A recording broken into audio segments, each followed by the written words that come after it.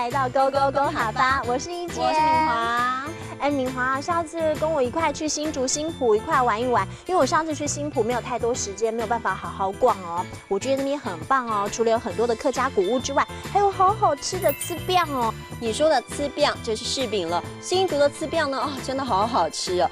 你刚刚提到的古物，我知道在新竹呢有一间刘氏家庙，那里呢又名双塘屋，它的建筑真的很美哦。建筑啊，就是建筑的意思。你刚刚提到的刘家古屋呢，其实啊，它有3多的特色哦，分别就是功名多、匾额多、燕尾多。同时呢，它的屋档呢也非常的壮观哦。你说的屋档就是屋顶了。那其实哦，我也发现哦，在当地哦真的是很棒哦。所以新埔这个好地方，我们一定要好好介绍给大家了。那今天呢，我们要教大家的就是“有人在屋顶晒柿饼”这句话怎么说呢？这句话应该要教给大家的是有人到屋档晒糍粑，有人到屋档晒糍粑。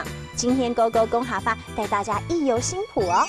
哇，好多糍粑哦！新埔最有名就是糍粑了，因为他们这里的糍粑很好吃。你打算要买几盒？哦，我一定要多买几盒当伴手礼。老板可以试试看看吗？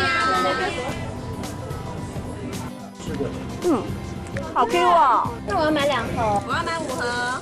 你会觉得我们刚刚吃的那个糍粑还蛮好吃的。真的我也觉得那个糍粑很好吃。一姐，你看这刘氏家庙，它的建筑很有特色哎。真的耶！我们进去看看。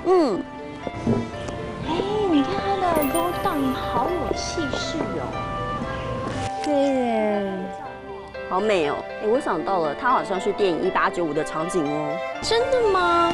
难怪整个的建筑看起来很有客家风情，而且整个建筑非常的雄伟。敏华，我们从新埔买回去的糍粑啊，我们家人爱的要命一下子把它吃光了。真的，新竹的柿饼真的超好吃的。我们赶快来帮大家复习今天教的客家话吧。好，首先要教大家的就是一姐他们家人很喜欢吃的柿饼了，柿饼叫做糍粑，糍粑就是柿饼喽。然后来到了新埔呢，一定要多逛逛客家的古屋，因为他们的建筑建筑非常的美。建筑就是建筑了。那除了建筑之外呢，屋顶也很漂亮哦。屋顶叫做屋档。屋档呢就是屋顶的意思。最后要帮大家复习的就是有人在屋顶晒柿饼。这句话应该要说的是有人到屋档晒糍粑，有人到屋档晒糍粑。